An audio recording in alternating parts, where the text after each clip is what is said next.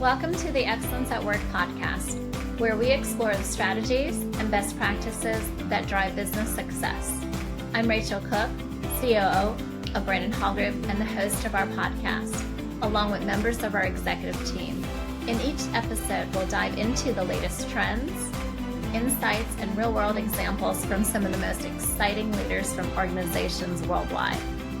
Be part of our journey and learn from the best as we discuss innovative approaches and cutting-edge technologies for talent management, learning and development, leadership, diversity and inclusion, and more.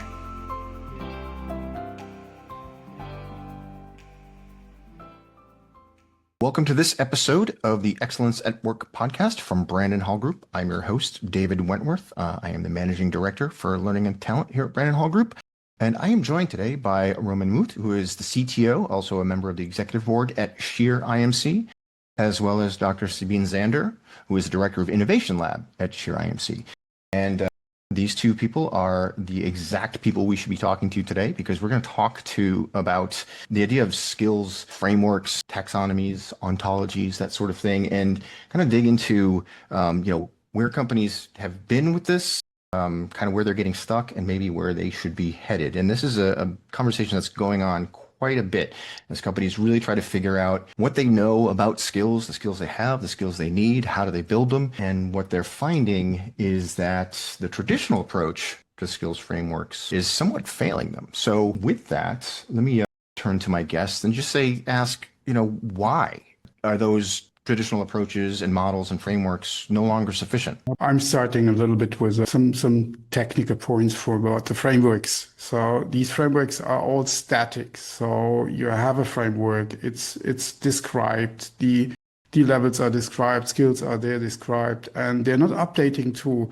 the new requirements which are on the market. So if they're coming, we're looking at AI. So coming with AI, there are a lot of new skills, a lot of new requirements, job roles are coming up. And these frameworks, they were made before years. So they don't look at this. So they have to be updated the whole time. And these static frameworks, they should be dynamic in the world. Second is, of course, that we have a skill half-time, which is shrinking, which is getting faster and faster. So we have skills before you made skills once in your life, perhaps you could keep them for years. And now you just have a half-time of 2-3 years where you have to change skills, or you have to update skills, or you need to be more dynamic on the market. And that's the most requirement why you have to a little bit to rethink skill management just from the technical static part, which is a little bit missing. Yeah. Dr. Zander, your thoughts on the traditional framework? Yeah, I'm with Roman on this one. I believe that the issue is not that frameworks are wrong,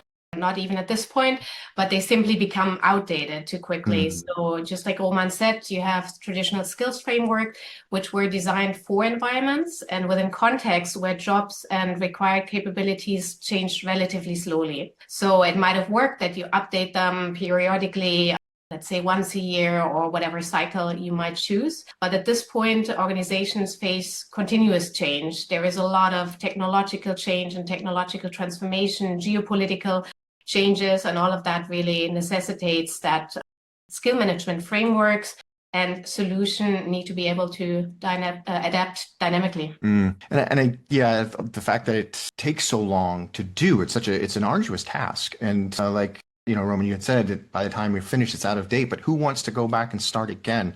Because it was already such an arduous task. So typically an organization just wants to get through it, get it done, and then they have this document, and then they say, that's it.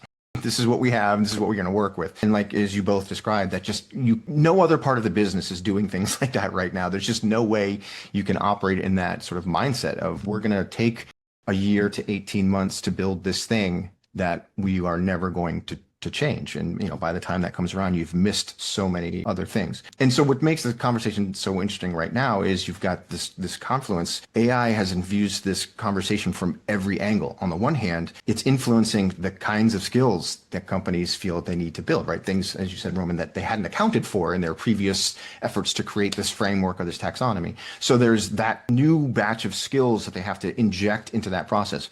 At the same time, they can apply AI in the process of creating whatever their new approach to skills may be. And so to that end, how does, a truly agentic workflow, like when with the AI, truly executing in this process versus maybe what is currently available, because there is a lot of AI functionality in many learning platforms right now, and companies are trying to leverage those in different ways.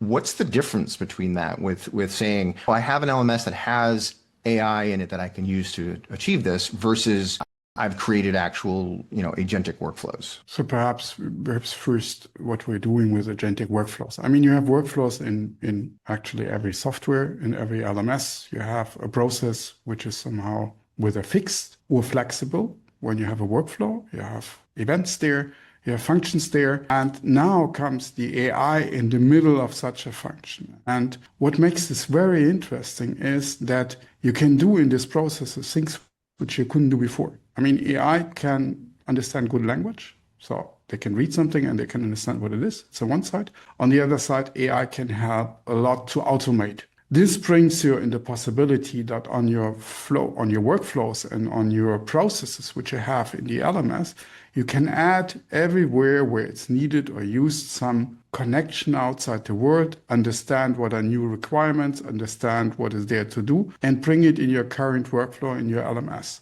This makes it, of course, very powerful for all processes what you have. Very nice is then when you have a workflow engine within your LMS where you can adjust the processes. We know that not every company has the same process and the same requirements. Everybody changed the process a little bit, adds there some extra miles because they have requirements there to fulfill. They have perhaps other compliance requirements.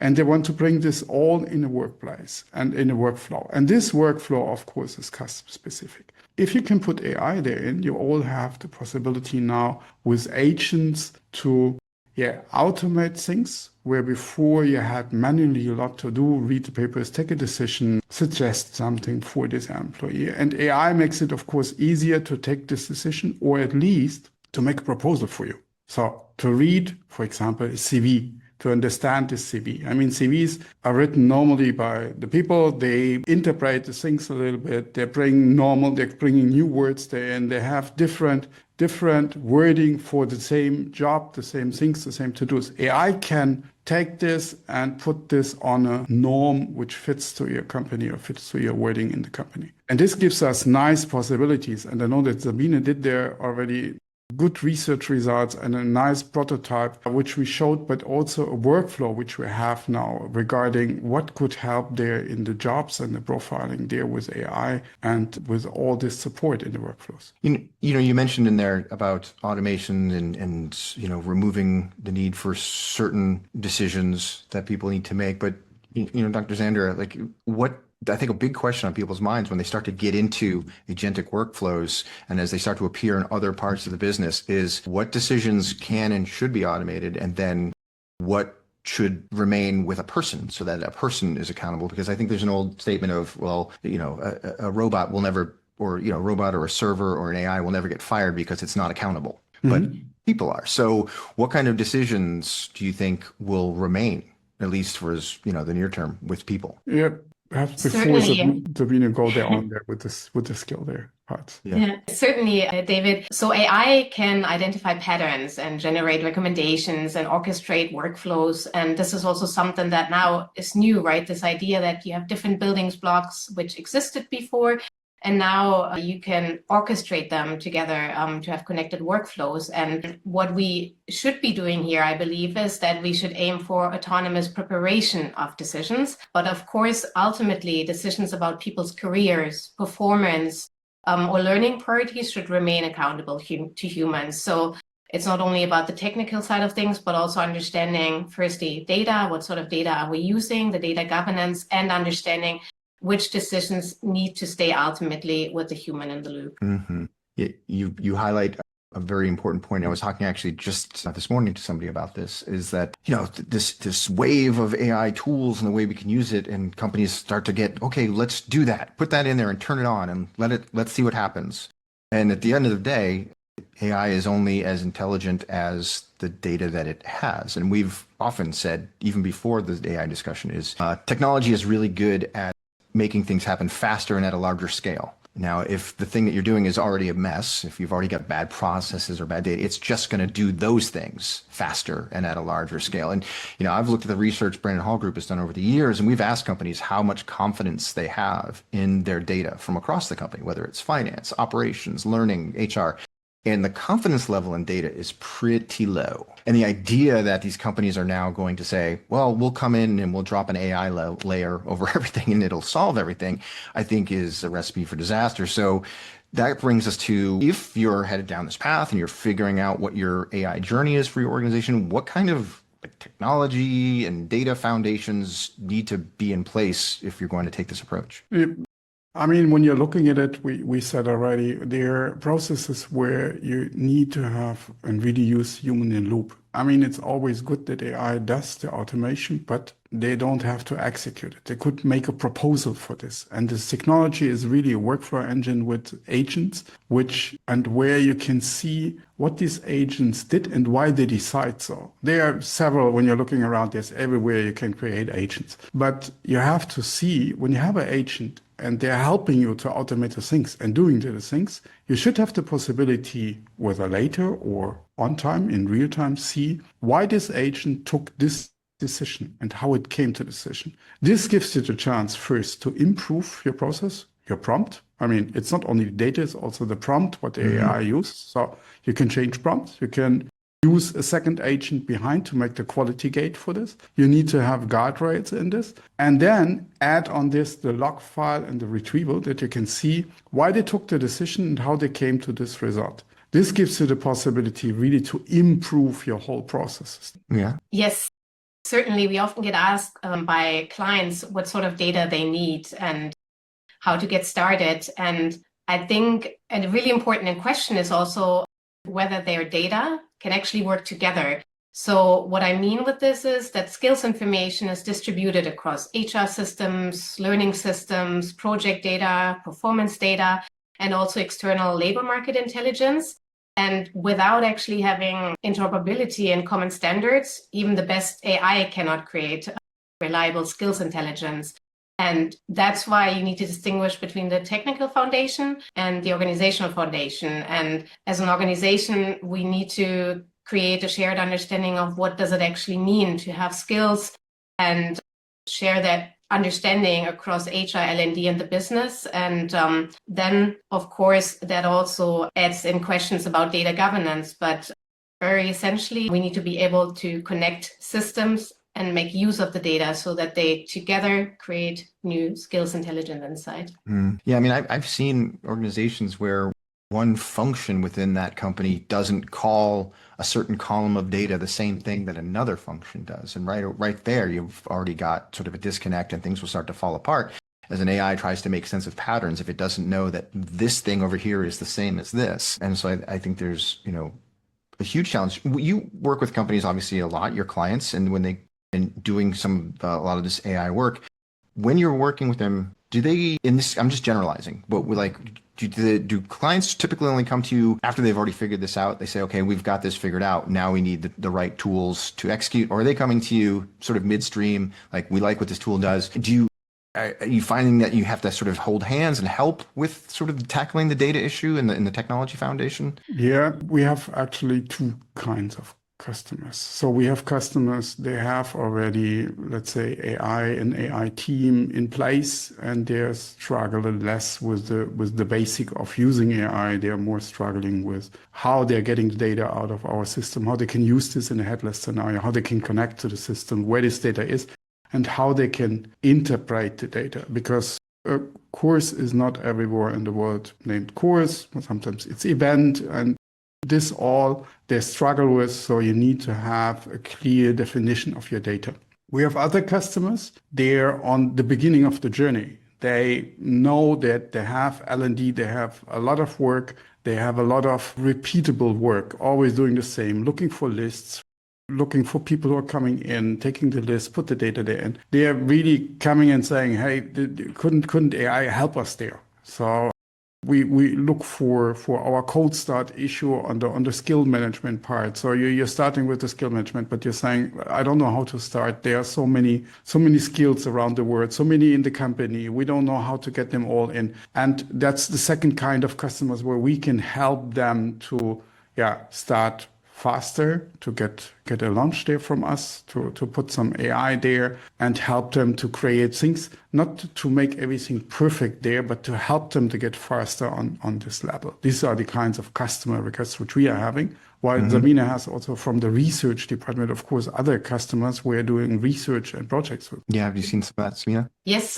within the different pilot partners and different clients, our clients, but also external companies that we work with in our research and innovation projects, we've realized that most companies at this point have a really good understanding and awareness of the need for a skill management solution within their business. And most of them also very much understand strategically what this could do and how this could benefit their business. So this is very much understood. And the question was always, because this in itself is not a new topic. This has always been there, the question of skills and skills assessment, I mean, be it in learning or within the corporate learning context. But at this point, we all know that AI can do things that were previously not possible. And it's really important to help companies understand how to get started and not overwhelm them either. So often internally, we started off with solving this cold start problem, because a lot of companies have skill strategies, they might have Excel sheets and PDFs and all sorts of really elaborate skills strategies. And now it's a matter of first getting it into a system in order to get started applying all these nice AI solutions. And this is something very fundamentally where we see as a first step, it really helps companies get started and then also for them to experiment further and together with us and see what sort of solutions can help their concrete business problems. Yeah. And even if an organization has, from a technical standpoint, has their data spotless, it's clean, it all maps, and their processes are all locked down, there still are potential challenges. And we've seen it pop up if you go back over news stories of the last 5, 6, 7 years or so, where maybe biased skills data is baked in. I mean, like I said, we've seen headlines where everything seemed like it was going to work, and all of a sudden this thing surfaces because, like, I feel like this is the moment that a lot of companies and people, and myself included, are struggling with. Is I obviously understand AI, how it works and how we can leverage it, but there's this moment of when you get into agentic AI where you're sort of just going to let it go, right? The idea of I am going to turn this thing on and I'm going to let it go is very. I'll probably never get an autonomous vehicle in my lifetime. I'm not saying that a lot of people won't. I'm probably not going to. More than happy to use, a driving app to get a car to me, to get me somewhere, but I don't think I'm going to get into a driverless car. But I think we're starting to obviously cross that threshold, right? Where more and more agents are being turned on and set free. How can companies be sure that once they, flip that switch, they're not reinforcing the outdated, the inaccurate, or the biased skills data? Yeah, I mean, that's a good point. You can start. I mean, I just wanted to say it is AI, so we still not. It stays a large language model. It stays with all the risk what you have there. Sabine, you want? I'm smiling a bit because on one of my visits to San Francisco a few years ago, we actually decided to try one of these autonomous taxis that are driving around. And I have to say, I'm an adventurous person and I liked to, try it. But at the same time, to be honest, there was always the question in my head, well, can I actually trust this, right? Is this really something that is fully, is it sound at this point? So it was a really short drive of 10 minutes, and in that sense, it was an experiment. But why I'm mentioning this is I think this can be also translated into other areas of our life, including the corporate learning context, to help employees, HR, L&D professionals develop trust, to actually know whatever I'm using here has a really good basis. There was also humans and experts involved to make sure guardrails that Roman mentioned in the beginning, that they are implemented. And I believe this is something very fundamental that we see across the world in terms of AI adoption, right? The first step is also trust. And in order to create trust, there needs to be also education among people using AI and trusting tools that use AI. And for that reason, it is also very important to focus on data governance in our organizations and understand, for example, what sort of data we're using. Because of course, AI on its own doesn't have bias. It has bias because there's data that was, for example, job profiles, etc., that are, recreating a structural bias. And that is really important to make sure we do our homework in the beginning. Me, meaning us as a company, but also, of course, companies using solutions. And that's very fundamentally human, I believe, to make sure that people want to use things because they know they trust whatever is given to them as output as well. Also, there are just short 2 points. First, I'm having now also a car driving autonomously, level 2, so not completely. And I see also in my family, so my wife is completely against. So she's the non-truster. She would also use the app and take a taxi and drive somewhere, but having her own car and saying, the next 10 kilometers you're driving, impossible. And I'm more the one who's jumping there in and say, okay, let's look in this small street if the system works fine or we are having a crash and trying to find out where are the borders of the system. Second, that's the guardrails. We need guardrails. And these guardrails might be, again, agents or AI or logical things which input and output of agents should be tested or should we rule there, seen if there's something in which shouldn't go out before you're giving it to somebody else or to another system. This will be just additional logical things, perhaps AI, even other large models which are specialized for this and which will help us to solve these issues. These are issues which we have to solve. I mean, we have a EU AI Act, so we are forced by law to think so and to do so. But this will be common that you can use the agents to help you to take this all out or to at least to show you and tell you there's something in which shouldn't be in. Yeah, I mean, because I think there's sort of this inherent idea that something behind something technological like an AI or even especially agentic AI is the idea that, okay, it's a machine, it can't have bias, and it'll remove that human part, the one human part that we want to remove, this idea that it's going to lean in one direction or another for vague reasons. But the truth is, it's built on everything you've already done. So if if humans have already done it that way, the AI is going to continue to do that unless we plan for that, build for that, and filter for that. And so, yeah, I can't stress enough to companies that it's never been, the technology itself has never been the solution. Any technology, right? The solution is an idea. The solution is a concept of how to address a problem. The technology is going to allow you to do that. But if you haven't figured out the solution in the proper way, the technology is only going to exacerbate the issue. So yeah, it's so important, especially as things are coming so fast now and changes are happening so fast. Like, okay, do we really have a strong, sound foundation to put this on? And so looking at, companies that are doing this well, that are having success and things are moving forward as we hope they would be, do you see any particular industries that sort of, ahead of the pack benefit more, or even just, sections within a given organization that seem to be more adept or more likely to see benefits from these kind of agentic workflows? I mean, compliance is always, every company which needs to have compliance is always well structured, which uses processes, which could have, of course, with agentic AI, a new step forward, perhaps tailor processes, which again gives the requirement to agents that they are more reliable, that it's clear a little bit more what's coming out, and that we have this log file review, this overview, what they did and which decision they took.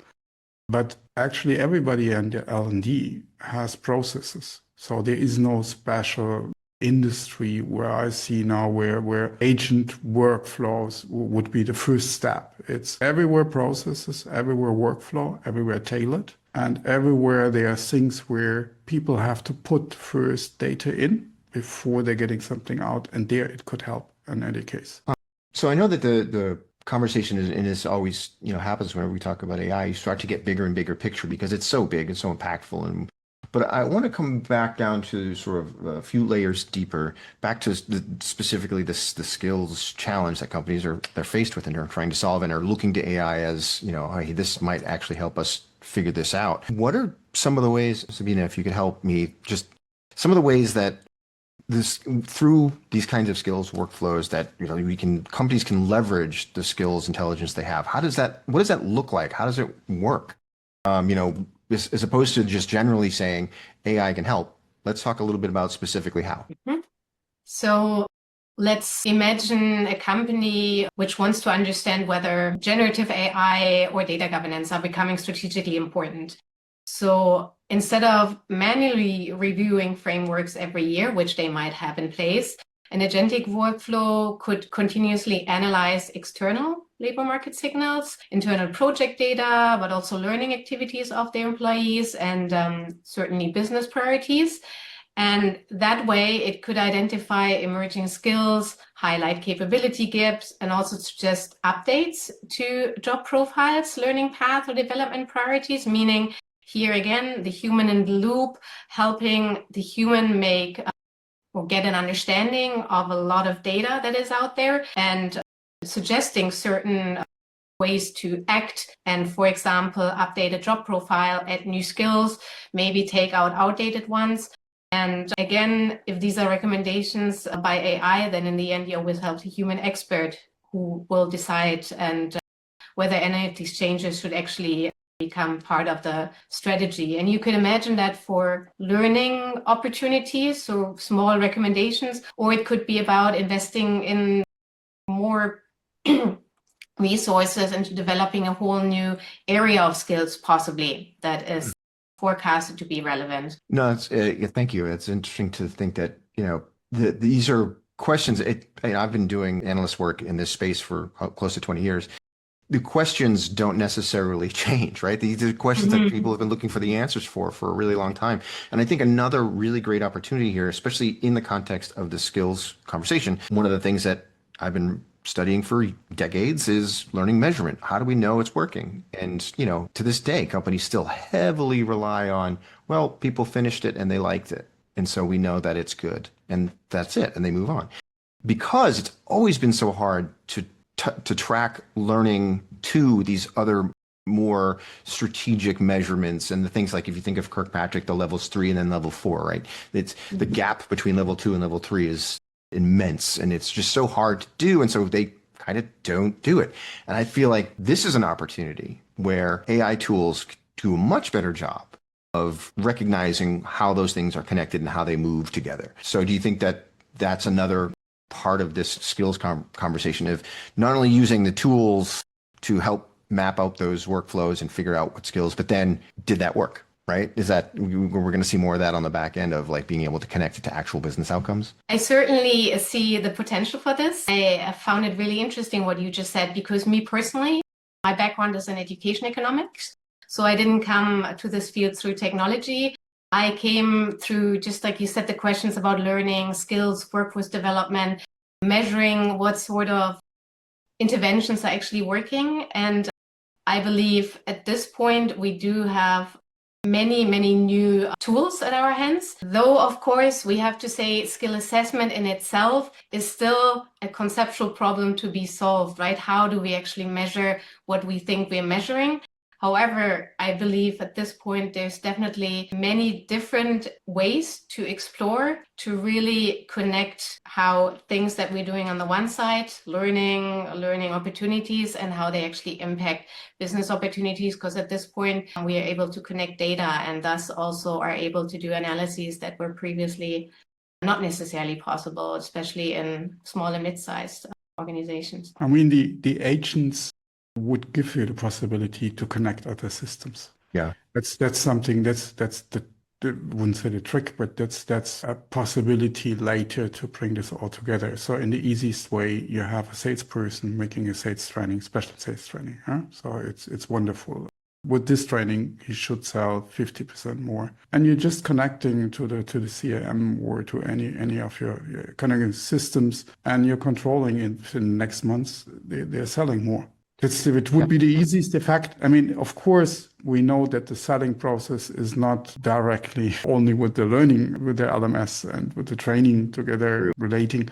There are other things influencing this. But it would be possible before, it wouldn't be possible after the training to connect any agent to any system and say, there are your results there. Developers, the same. You could do them a training for using AI to develop, and you could see if they develop more, faster, better quality, whatever you have. And with AI, you have this possibility to connect this. You have an event, you have a workflow engine behind, you have an event, and you're reacting on the event, and you're creating another event, control of results for the next 3 months. Yeah. I mean, I would say that that's inherently true, that the AI is going to help us, map this. I think I talk to companies and say that sales training part is a great place to start because nothing is measured like the sales function. I mean, the level of detail and measurement of performance, you won't find that almost anywhere else in the organization. So it's a great place to start with this stuff because you've got so much concrete data at your fingertips. And then as you see that your approaches and your processes and strategies are working, you can apply them in other areas because you've sort of proof of concept in an area with great measurement. One of the things I think that's on people's minds as we talk about this more and more is like, okay, well, what does this mean for L&D as a profession, even like as more parts of this skills challenge become automated, what does that mean for the learning function? Well, I mean, for L&D, it means on one side, they get much better overview of what is running in their company when they have to do something, what are the requirements. Second, they can look for the future. I mean, when you're looking at L&D now, they are not looking, I mean, of course, they should look for the future, but they have no big chance to do this because they have a lot of other things to organize the reality, the daily work there, and not looking into the market and saying, hey, we see the job profiles changing, that makes something with our organization, and start to work with the organization to change the organization for the future. There's really rarely L&Ds which are able to do this already now. And this will come with AI because they don't need to do all these just descriptions, the documentation for today, because they can give this to AI and they can see and plan the future. This is a bigger part of L&D which is possible now. So I guess that makes their life much easier. Yes. Yeah, fully agreed. I think this really is a chance for L&D and also HR to become less administrative and take on a much more strategic role. And this, I believe, is a big chance also for the field. Yeah. I mean, I think, again, going back to the eternal questions, that's been one for a really long time. How do we get more strategic? And, all kinds of advice and consultation about how to do that. But in years past, you still had to do all the things that were laid out in front of you, right? Like, HR can be more strategic, learning can be more strategic. But in the meantime, still do all of this stuff. This is the one time where in that conversation of trying to be more strategic, there's a chance that, we can actually shift focus and shift energies because we have the tools to take care of, a lot of this stuff. But so the question I kind of want to end on is a sort of a flip side to that is it's not as though learning and development teams, were sitting around for years going, boy, I wish we had more to do. I wish there was some sort of seismic change that would come and disrupt my entire, profession. Everybody has a full-time day job in this profession and they're working really hard.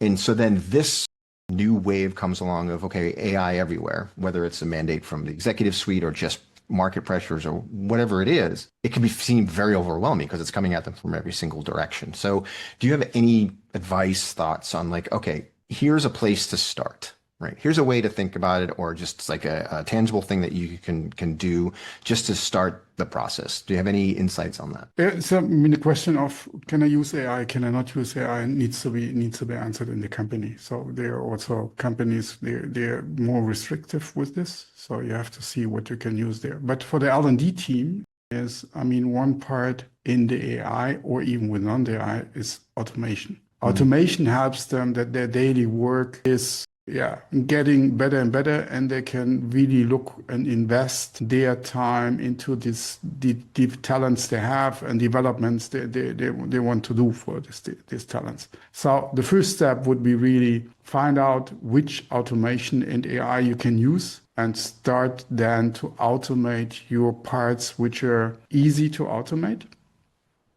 Use a system for this and be prepared that later perhaps bigger agents, if you're not allowed now, but I'm sure it's similar to the cloud change which we have first. They will be first movers, then it's getting more or less normal or reality, and then still they're coming the last movers because of compliance or whatever they have, but it will come. So be prepared for this. Dr. Zander, your advice to people getting started? Yes, I would also say that maybe start with the question of what are the manual skills processes that currently consume the most time or create the biggest bottlenecks, and start with those and automate one workflow end to end and learn from it. And I think in order for employees to do that, be it in the L&D department or other departments, what I learned also from my work with AI enablement within companies is that it's also really important, and I think there is the awareness out there at this point, to make sure that even L&D teams, HR teams need to be enabled to use AI. They need the room to be able to experiment, that the employees are able to test and reiterate and have essentially also the mandate to do that and have the time for that. And with that safe space, we've seen that really makes it possible for employees to work together and try and see what works. Because of course, this is not gonna work the first time. A lot of the different prototypes, they might not become productive, but you certainly learn from it. And that's what needs to be considered as well, that there's no magic wand that we can wave and then magically we've got it figured out. I think that is pretty much understood everywhere at this point as well. Yeah, absolutely. I think to your point too is that chances are people on your team are doing this stuff anyway, right? There is individual AI use that's going on regardless. And so to recognize that, okay, that's the environment we currently live in. When it's trying to fly under the radar like that, then it's not being applied in maybe the best ways. And people aren't learning from it, like this works, this doesn't work, because it's sort of hidden and it's no one's sure about it, or they're not getting advice or input from other places. So knowing that that's already occurring, trying to figure out a way to create an environment, I think what you described is that safe place. Okay, yeah, sure, let's try this stuff, but let's all be aware and involved so we get the proper outcomes, I think is important. Because if we just sort of turn our heads and pretend, well, we're not going to do that or we don't do that, it's happening. And we need to, put the right guardrails in place. Yeah. I really appreciate you both talking about this. It's a fascinating conversation. Like I said, we've been talking about skills forever. I think this just really turbocharges the conversation and makes it more interesting, and also to see that there may be some, solutions on the horizon. And so thanks to both of you and the work that you do and helping your clients figure this stuff out, and then sharing obviously your thoughts with the rest of us as well. So thanks so much for joining us today. Thank you for being there. Thank you very much for having us, Dave.